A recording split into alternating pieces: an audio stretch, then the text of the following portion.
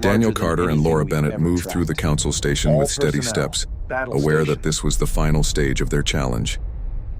The council had observed, tested, and judged them for days, each test increasing in complexity and pressure. Yet the humans had remained calm, precise, and unwavering. Daniel felt the familiar weight of responsibility, heavier than any storm or disaster faced on Earth. Yet there was a quiet strength in knowing they had proven themselves repeatedly. Laura kept close, scanning, observing, and ready to act, her presence a constant reassurance. They entered the main chamber where all delegates awaited, the atmosphere thick with anticipation, curiosity, and restrained tension. The elder alien with amber eyes spoke first, voice steady and commanding. "Your species has shown courage, intelligence, and the ability to endure chaos. Yet one final question remains. Can you act under pressure, not only to survive but to protect others? To respond when lives are at stake and decisions must be made instantly?" Daniel and Laura exchanged a glance, understanding immediately the challenge implied. They nodded. "We can," Daniel replied calmly, and Laura added, "We will show you what humans are capable of when responsibility extends beyond ourselves." Suddenly, alarms blared throughout the station. A fleet of alien raiders had breached a nearby sector, attacking supply lines and threatening critical infrastructure. Smoke and debris filled the corridors, lights flashed, and chaos erupted. Delegates panicked. Some froze, others attempted to flee. Daniel and Laura did not hesitate. They moved forward with their team, coordinating with willing delegates and engineers. Every step was calculated, precise, and focused. They directed traffic, secured vulnerable points, and assessed threats in real time. The humans demonstrated not only bravery but quick thinking, adaptability, and leadership that inspired those around them. The raiders were sophisticated and numerous, and the situation escalated rapidly. Daniel and Laura worked tirelessly, guiding defenders, activating countermeasures, and improvising solutions when technology faltered. Fires were extinguished, structural weaknesses stabilized, and wounded delegates and crew rescued. Every decision was critical. Every action carried consequences. The humans operated with a cohesion that the aliens could not fully understand, anticipating needs, mitigating risks, and acting with precision. Laura coordinated communications, linking teams across the station, ensuring information flowed instantly. Daniel led the physical response, moving through smoke, debris, and danger to protect the vulnerable and stabilize critical systems. The council watched, some in awe, others in disbelief. The humans acted not out of recklessness, but intelligence, coordination, and courage. They faced danger directly, yet never acted blindly, always calculating, always protecting. The raiders were repelled, the damage minimized, and stability restored. The chamber filled with a mixture of relief, astonishment, and respect. The elder alien with amber eyes spoke again, voice low but powerful. "Your species has faced danger repeatedly, shown the ability to act decisively under pressure, and protected not only yourselves but others. You have demonstrated qualities beyond what we anticipated. Perhaps our warnings about Earth were incomplete." Daniel nodded silently, and Laura added, "Earth teaches us resilience, cooperation, and responsibility. We survive because we prepare, adapt, and act together. That is humanity." The council murmured among themselves. Doubt still lingered in some corners, but a shift had occurred. Humans were no longer merely survivors. They were leaders, problem solvers, and protectors. Their actions had shown a capacity for courage, intelligence, and empathy that few species could match. Delegates whispered, some admiring, others reconsidering previous assumptions. The warning about Earth being a deadly trap now served as proof that humans were shaped by adversity into beings capable of extraordinary feats. Daniel and Laura addressed the council one final time, calmly and clearly. They described Earth's challenges, the ways humans had adapted to survive, and the cooperation that allowed them to protect each other and their world. They spoke of storms, earthquakes, wild beasts, and dangerous environments, and how humans face these with courage, intelligence, and unity. They demonstrated that survival was not passive but active, that every challenge was an opportunity to grow stronger. The council listened, some with disbelief, some with newfound respect, all with attention. As the session concluded, delegates began to acknowledge humanity's achievements. Whispers of respect, cautious admiration, and curiosity filled the chamber. Daniel and Laura understood that this was a turning point. The warnings of Earth as a deadly trap would no longer define humans as reckless or weak. Instead, the galaxy would recognize them as resilient, courageous, intelligent, and united. The humans had proven that life on a harsh, deadly world forged more than mere survivors. It forged beings capable of extraordinary feats, ready to stand among the stars. Leaving the chamber, Daniel glanced at Laura. They both felt the weight of the journey behind them and the promise of what lay ahead. The council had been tested, and the humans had emerged not only victorious but respected. They had faced fear, chaos, and danger, and had shown that humanity's strength was not in weapons alone but in courage, intelligence, and unity. And as they moved through the corridors of the council station, every eye that followed understood that Earth's children were a force unlike any other, and the galaxy would never be the same again. Daniel Carter looked out of the small window of the shuttle as it moved through the blackness of space. Stars stretched in long lines past the hull, and he felt the small weight of the universe pressing around him. Earth had become too small for humans. It had grown crowded, dangerous, and filled with conflicts. Now humanity was stepping out into a larger world, a world where countless species already ruled and where humans were considered insignificant. Daniel had never thought of himself as extraordinary, yet here he was, chosen to represent all of humanity before the Galactic Council. Beside him, Laura Bennett sat quietly, checking devices, her face calm but determined. She had always been brave, willing to face dangers most people would run from, and Daniel knew that without her he would have been lost in this mission long before it even began. The shuttle shook slightly, a reminder that even in space there were dangers, and Daniel felt a shiver of anticipation and fear. When they arrived at the station, the sheer scale of it took their breath away. It was a giant structure orbiting a quiet blue star, shining with lights that pulsed like the heartbeat of a living organism. Ships of all sizes and shapes moved around it, some larger than cities, others small and fast.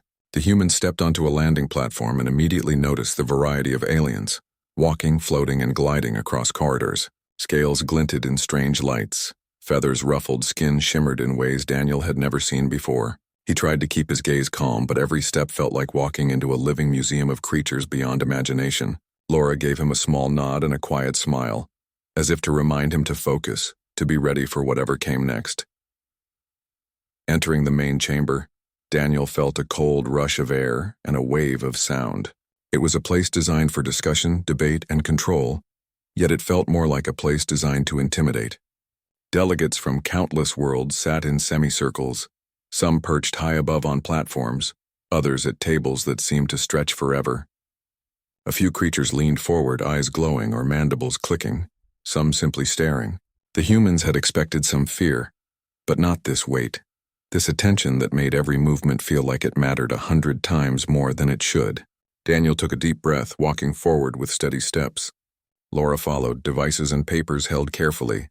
The hall was silent at first, then a ripple of murmurs passed through the council. Some eyes widened, some creatures hissed. Others clicked or made sounds that Daniel could not understand.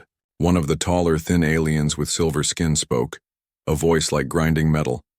"So these are the humans." It was not a question but a statement of disbelief. Another with multiple eyes leaned closer, and in a soft, almost musical voice said, "They come from a world of fire and storms, and yet they stand before us." Daniel felt the tension in the air, heavier than any storm he had faced on Earth. He had read reports about council members who underestimated humans, about species who thought Earth was a dangerous, unstable place and expected humans to break under pressure. He knew some of them wanted to insult, to humiliate, to see fear. He also knew that some were genuinely curious. The first few minutes passed in silence, as if the council waited to see what the humans would do first. Then, the elder alien, a massive figure with horns and eyes that glowed amber, leaned forward, slamming a hand on the table. The sound reverberated across the chamber. "Human ambassador," it said, voice deep and booming. "You come from a planet that is a trap, a world that kills most who live on it. Why should we grant you respect? Why should we believe you are worthy of our consideration?" Daniel straightened his posture, remembering all the training and preparation that had brought him here. He spoke clearly, choosing words that were simple but carried weight. "Our world is harsh," he said, "because it must be. We have faced storms, earthquakes, floods, and creatures that could destroy us. We survived. That survival is not weakness. It is strength.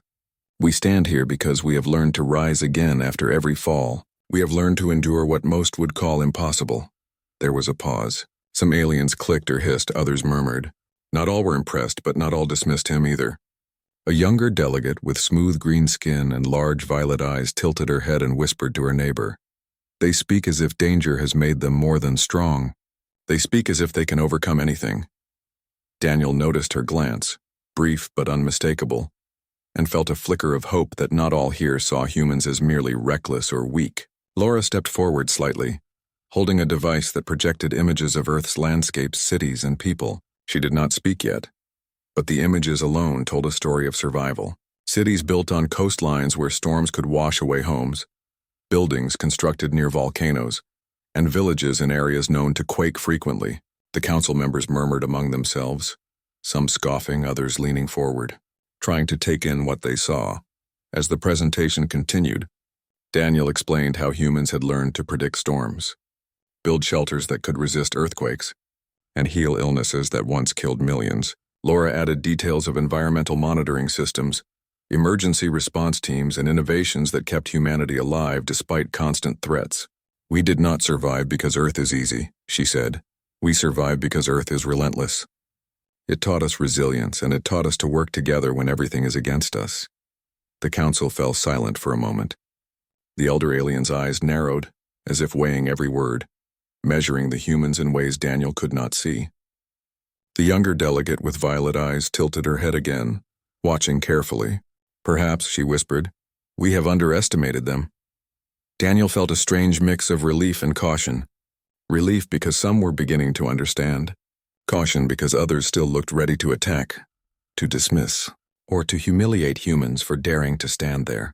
Suddenly, a loud warning siren echoed through the chamber. Red lights flashed and a small alarm appeared on the devices that Laura had set up. Daniel frowned and moved closer to her. What is it? He asked. Laura's fingers flew over the controls, eyes scanning. A small disturbance in the outer docking bay, she replied. Nothing major, probably just a shuttle misalignment, but it triggers the security protocols. Daniel nodded, keeping his expression calm. Even small alerts here could create panic, but he refused to let a minor disturbance weaken their presentation.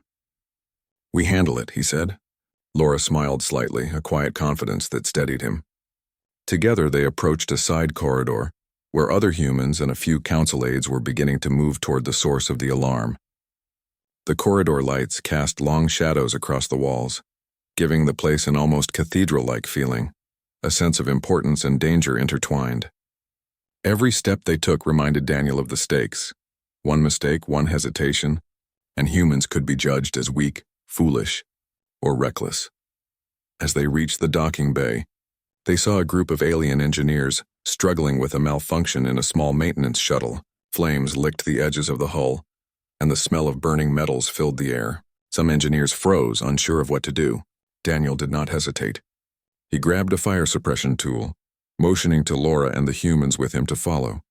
They moved as a unit, efficient, determined, and fearless. Sparks flew around them, alarms blared, and the heat was intense, but Daniel pushed forward. Laura coordinated with precision, guiding the others, sealing leaks and controlling the flow of escaping gases. Together, they managed to stabilize the shuttle, preventing what could have become a catastrophic explosion in the docking bay. The engineer stared at them in shock, eyes wide, jaws dropping. Daniel finally allowed himself a small breath, sweat dripping down his brow. Returning to the main chamber, Daniel and Laura noticed the council members watching. Some had expressions of astonishment, others of grudging respect. The elder alien's hand hovered over his staff, but he did not speak immediately. Finally, he leaned forward and said, Your world has produced creatures capable of handling chaos directly, without hesitation, and without fear. Perhaps our warning was too simple. Perhaps we do not yet understand what it means to survive on Earth. Daniel nodded, keeping his calm, but inside he felt the weight of every word they had spoken. It was one thing to defend humanity with facts and history, another to demonstrate it in action. Laura caught his eye and gave a slight nod, a silent agreement that they had shown what humans could do. We have survived for countless generations, Daniel said, voice steady, because our world demands it. You may fear it, but we have learned to thrive in what others call impossible. That is who we are. The chamber fell silent again, but this time it was different. No whispers of disbelief, no mocking laughter. The council members looked at each other, uncertain, calculating, intrigued. Some eyes still glimmered with doubt, but for the first time, humans were no longer a curiosity. They were a force that could not be ignored, a species shaped by fire and storms, one that could rise even in the deadliest circumstances. Daniel and Laura stood together, aware that this was only the beginning, that greater challenges lay ahead. But for the first time, humanity had shown the galaxy that it was not to be underestimated. Every step, every action, every calm response to chaos had planted the first seeds of respect. Daniel Carter and Laura Bennett moved through the vast corridors of the council station, feeling both awe and tension. Every turn brought new shapes, lights, and sounds that challenged their understanding of life. Some beings floated, some crawled, and some walked upright like humans, but with features beyond imagination. Daniel tried to focus on the mission, reminding himself that his calm demeanor was as important as the words he would speak later. Laura kept her devices close, scanning for any anomalies and quietly making notes that might prove useful in the debates ahead. They were entering a world not built for humans, yet they had to make it theirs, if only for a moment. The main chamber was a sight to behold. It was larger than any human city hall, a dome stretching far above with lights that seemed alive. Delegates from dozens of species occupied every visible platform, each observing, judging, and whispering. Some had multiple eyes, others had skin that changed color in response to light, and a few had shapes that made movement look like a dance rather than walking. The humans felt small, yet they carried the weight of all their world on their shoulders. The first few moments were filled with silence, but it was the kind that spoke louder than any words. The council had never seen humans up close before, and the whispers and glances reflected both disbelief and caution. One of the taller delegates, a being with scales and long limbs, leaned forward and hissed, "Earth? A world of fire, storms, and beasts. How can anything survive there?" Daniel stepped forward, meeting its gaze steadily. He could feel the weight of centuries of judgment in that stare, yet he did not falter. "We survive," he said plainly, "because the world does not allow weakness. Every storm, every quake, every danger teaches us to be stronger, to endure, and to rise when others would fall." The room fell silent again. Some delegates shifted uneasily, unsure whether to mock or listen. Laura projected images from her device showing Earth from orbit, massive storms swirling over oceans, mountains with rivers of lava, cities standing near fault lines, and wildlife that could be lethal. The images were not just impressive, they were terrifying. The council murmured, some with disbelief, others with quiet concern. One alien with many arms muttered, "They face this every day and they call it life?" Daniel spoke again, calm and steady. "It is life," he said. "It is what shapes us. Earth tests us constantly, and we have learned to survive, adapt, and overcome. That is why we are here today." As the humans presented, an alien with translucent skin and glowing veins asked sharply, "How can a species so fragile endure so many threats? Surely most would perish within weeks." Daniel met its gaze and said, "Most would, but we are not most. We are those who survive, those who refuse to give up. Earth has forged us into something stronger than fear itself." Laura added, "And we do not survive alone. Our technology, our knowledge, and our ability to cooperate have saved countless lives. That cooperation and innovation is a strength that comes from being tested constantly." The chamber was quiet, but the silence was different now. Some whispered among themselves, realizing the humans were not exaggerating. Others exchanged worried looks, acknowledging that perhaps the warnings about Earth did not tell the full story. Suddenly, alarms blared across the station. Lights flashed red, and an announcement in multiple languages warned of a minor disturbance in one of the outer docking bays. Daniel did not flinch. He motioned to Laura, who quickly activated a device to scan the area.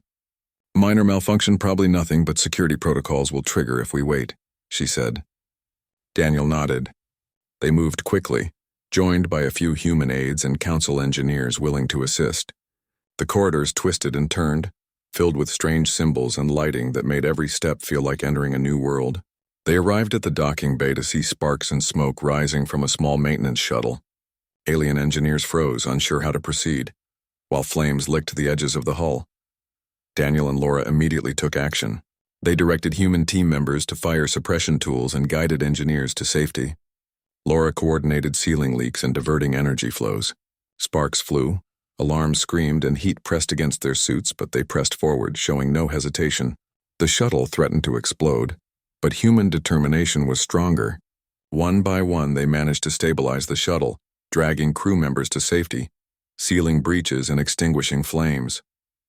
The alien engineers stared in shock, unable to comprehend the fearlessness and skill of the humans. Returning to the chamber, Daniel and Laura noticed the council's attention had shifted entirely. Eyes once filled with doubt now reflected something more complicated: respect, curiosity, and perhaps fear. The elder alien with glowing amber eyes leaned forward, voice low and deliberate. "Your world has produced beings capable of acting in chaos without hesitation. Perhaps our warnings were incomplete. Perhaps we do not understand what it truly means to survive on Earth." Daniel nodded silently, letting his presence speak for itself. Laura added, "Earth tests us constantly.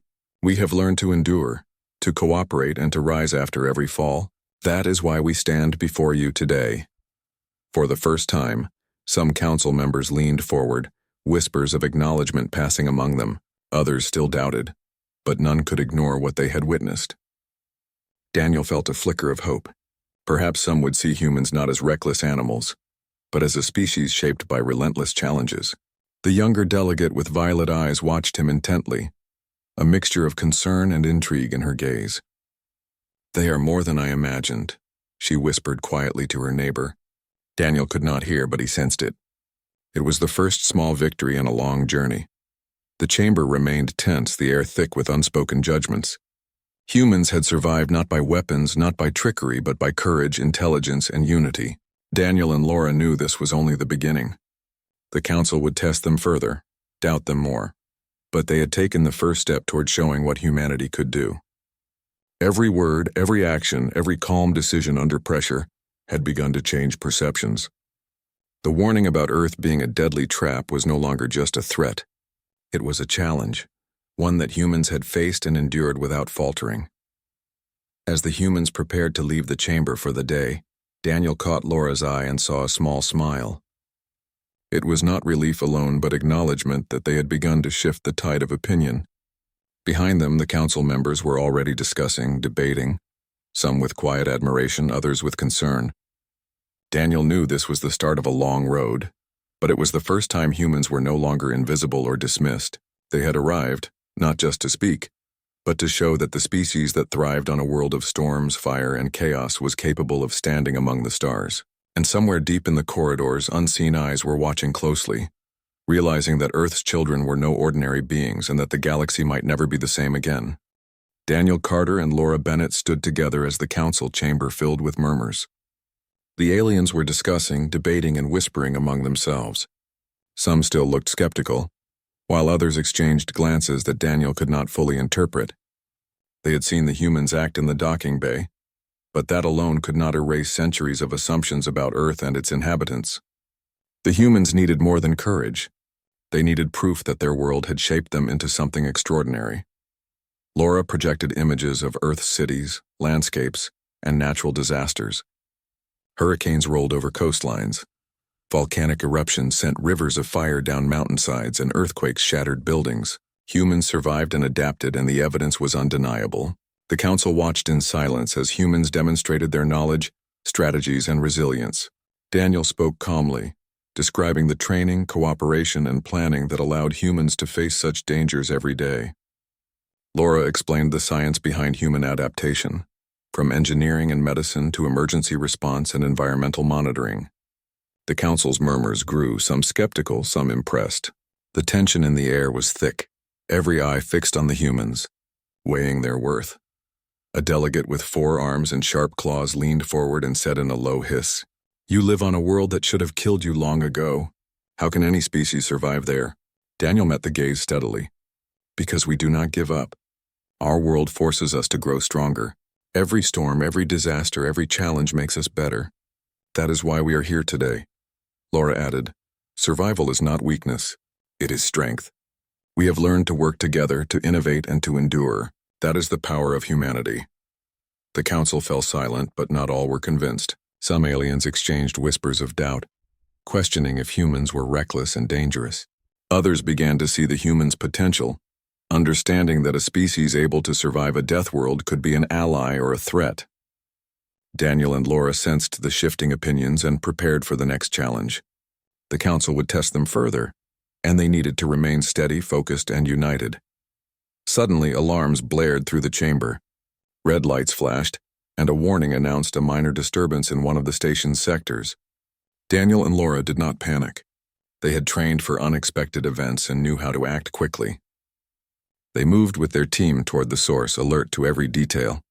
The corridors were filled with light, sound, and the presence of countless alien species, each with their own reactions to the alarms. Some panicked, others froze, and a few followed the humans' lead. When they arrived at the sector, they saw a malfunctioning energy panel sparking and sending smoke into the air. Some engineers hesitated, unsure how to handle it. Daniel and Laura stepped forward, directing the humans and willing aliens to safety. They worked efficiently, extinguishing sparks, sealing leaks, and preventing a potential explosion. Flames licked the edges of the walls. Smoke filled the corridors and alarms blared relentlessly, but the humans pressed forward without hesitation. Their calm, precise actions drew the attention of the council members who had followed the alarms from a distance. Eyes widened in astonishment and whispers spread throughout the chamber. After stabilizing the sector, Daniel and Laura returned to the council chamber. The air was thick with tension, curiosity, and disbelief. The elder alien with amber eyes studied them carefully, voice low and deliberate. "Your species has acted with courage and precision in chaos. Perhaps our warnings were incomplete. Perhaps we do not yet understand what it truly means to endure on Earth." Daniel nodded silently, acknowledging the observation. Laura added, "Earth challenges us constantly. We survive not because we are lucky, but because we are prepared, adaptable, and determined. That is the essence of humanity." The council remained silent, but the atmosphere had changed. Murmurs turned into discussions, and the earlier mockery gave way to cautious respect. Some delegates leaned forward, eyes narrowed as if reconsidering everything they had believed about humans. Others still whispered in doubt, but none could deny the evidence before them. Daniel felt a quiet sense of satisfaction, knowing that the first steps toward respect had been taken. Humanity had proven itself not through threats or violence, but through intelligence, courage, and unity. Throughout the day, the humans continued to engage with the council, answering questions, explaining strategies, and demonstrating their knowledge. They spoke of Earth's dangers, the ways humans had adapted, and the cooperation that had allowed them to survive. Each example reinforced the growing awareness that humans were more than simple survivors. They were a species forged by challenges, capable of extraordinary resilience. The chamber began to see humans in a new light. Delegates whispered among themselves, some in admiration, others in caution. Daniel and Laura understood that this was only the beginning. The council would continue to test them, to challenge assumptions, and to push for proof that humanity was worthy of inclusion. But for the first time, humans were no longer dismissed. They were observed, studied, and considered. The warning of Earth being a deadly trap had shifted from a threat to a measure of potential. Humans had begun to show that survival on their world was not a weakness but a power, a force that could not be ignored. As Daniel and Laura prepared to leave the chamber for a brief rest, they knew that every action, every word, and every calm decision had set the stage for future challenges. The council had seen humans in the face of danger, and that vision would linger, shaping opinions and decisions in ways that Daniel and Laura could only begin to imagine.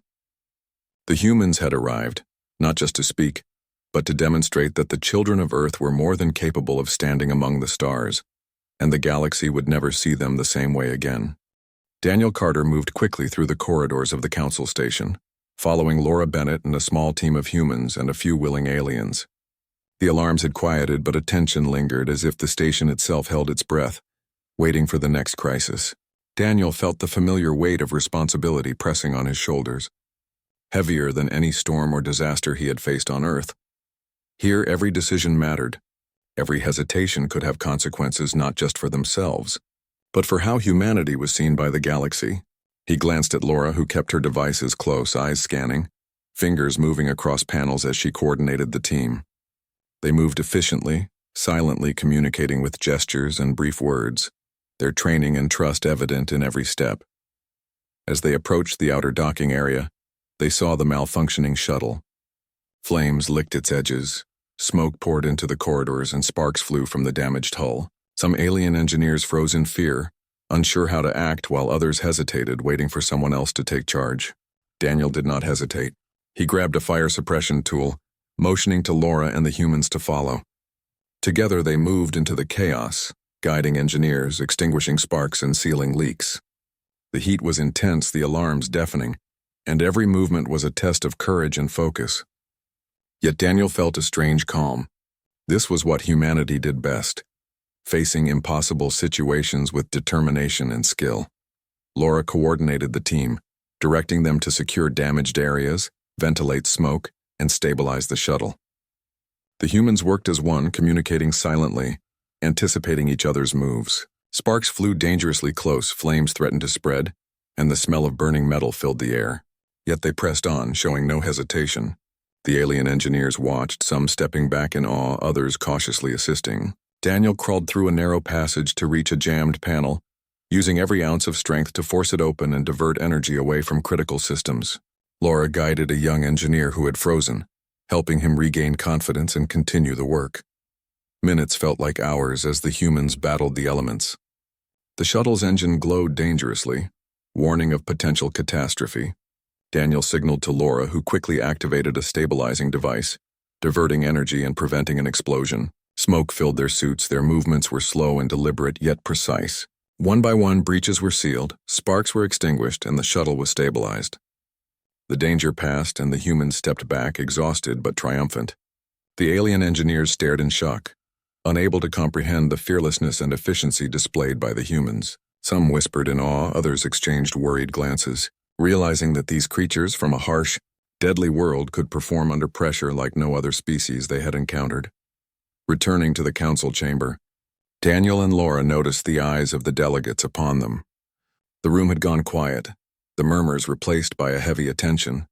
Some aliens looked astonished, others wary, and a few even leaned forward, trying to understand what they had witnessed. The elder alien with amber eyes spoke finally, voice low and deliberate. "Your species has acted with courage and skill in chaos. Perhaps our warnings about Earth were too simple. Perhaps we do not understand what it truly means to endure on that world."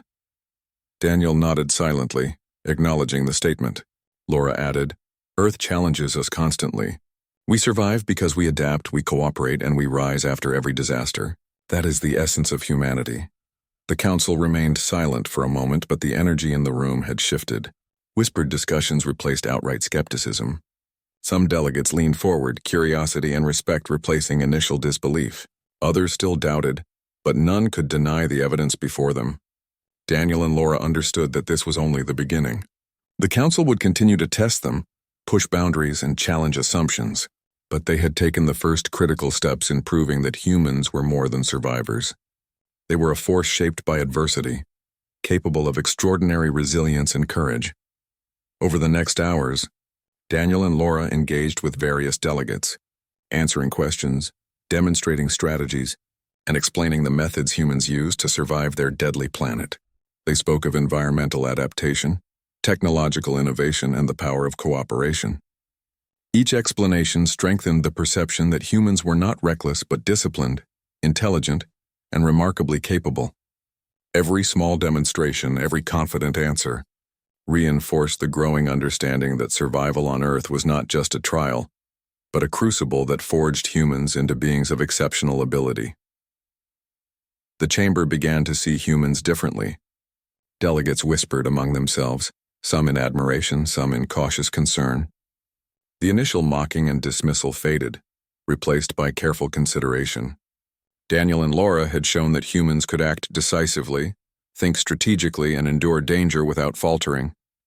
The warning about Earth being a deadly trap was no longer only a cautionary tale.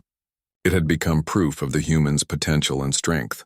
Daniel realized that every action, every calm decision under pressure, had shifted perceptions and planted seeds of respect.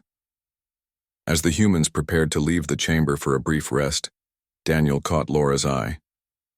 A small smile passed between them, a silent acknowledgement that they had begun to change the council's view.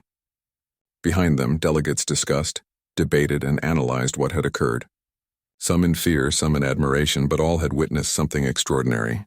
Humanity had arrived not just to speak, but to demonstrate that the children of Earth were capable, courageous, and prepared to stand among the stars. And the galaxy would never look at them the same way again. Daniel Carter moved cautiously through the main chamber of the council station, feeling the weight of expectation pressing down on him. The murmurs of the delegates filled the air, a mixture of skepticism, curiosity, and cautious respect. Laura Bennett stayed close, her devices scanning for any irregularities, her eyes constantly moving. They had proven their skills in handling emergencies, yet the council's judgment would not be swayed by one act of courage. They would push further, test limits, and look for weaknesses. Daniel understood this and steadied himself. Every step, every word, every gesture mattered. The elder alien with amber eyes leaned forward, observing the humans with careful calculation. You claim to survive the dangers of your world, yet words alone cannot convince us. We must understand fully, see fully the nature of your strength. Will you answer our questions with honesty and precision? Daniel nodded. We will, he said. Laura added, every answer will be clear and truthful. That is the way we show who we are. The council's attention sharpened, and a delegate with long, spiny arms clicked its mandibles in curiosity. Questions began to flow, from the simplest about human life to complex inquiries about defense, survival strategies, and cooperation. Daniel spoke of the storms, the earthquakes, and the unpredictable natural events that shaped human life. He described how communities worked together to survive, how technologies were developed to monitor and predict disasters, and how humans relied on science and teamwork to endure challenges. Laura demonstrated examples of Earth's ingenuity, showing images and data of human cities surviving immense natural disasters, of rescue teams acting efficiently under pressure, and of medical advancements that allowed humans to heal injuries that would kill other species. The council members watched, their expressions a mixture of disbelief and intrigue. One delegate with translucent skin and multiple glowing eyes leaned forward. You describe survival, yet you speak with confidence. How can you endure constant danger and maintain hope? Daniel paused, thinking carefully. Hope comes from knowing you can adapt, knowing that you can rise after every fall. Humans do not rely on luck. We rely on preparation, on cooperation, and on the belief that our actions matter. Every challenge strengthens us. Every obstacle teaches us, Laura added. We survive not alone but together. Our strength is in unity and innovation. That is how we face a world that others call deadly. The council was quiet, processing this, some exchanging glances that suggested reconsideration of their previous assumptions. Suddenly, a security alert rang out. A shuttle in the outer bay had a minor breach, and the alarms triggered immediately. Daniel and Laura did not hesitate.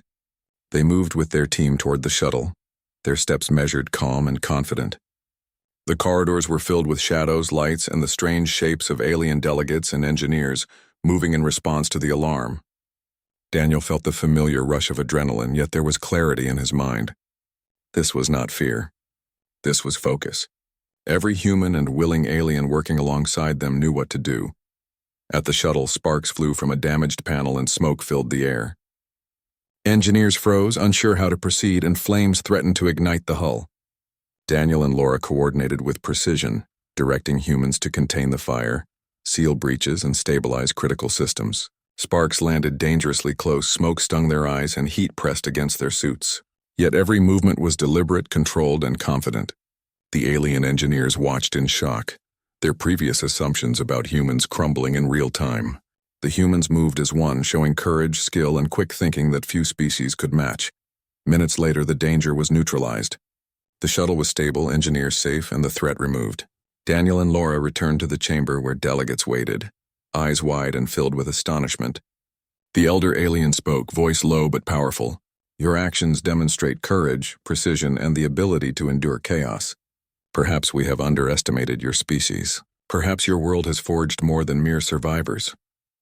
Daniel nodded silently, knowing this was only the beginning. Laura added, Our world teaches resilience, cooperation, and adaptation. That is what allows us to survive and thrive in challenges others could not endure. The council murmured among themselves, some with admiration, some with concern. They had seen humans act decisively, intelligently, and without hesitation. Doubts remained, but respect had begun to form. Daniel and Laura understood that the journey to recognition was ongoing.